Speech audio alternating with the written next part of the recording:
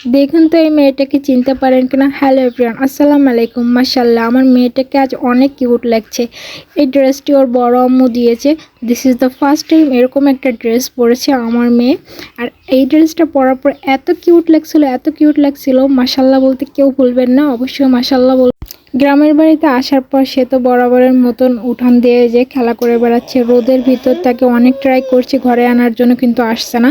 তার দাদি রান্না করছিল আর এক একটা জিনিস এনে উঠানের মাঝখানে খেলা করছিল, মনে হচ্ছে পুরাই গিন্নি এই বাড়ির, এরকম একটা ভাবসাব তার। আর রোজামণি যখন তার দাদুর বাড়ি আসে তখন তো সে আমাকে কোনোভাবেই পাত্তা দেয় না, মনে হয় এই বাড়ির সে সব কিছুই। আর আমি তো কিছু বলতেই পারি না, দাদু দাদি একটু কিছু বললেই তাদের খুব লাগে।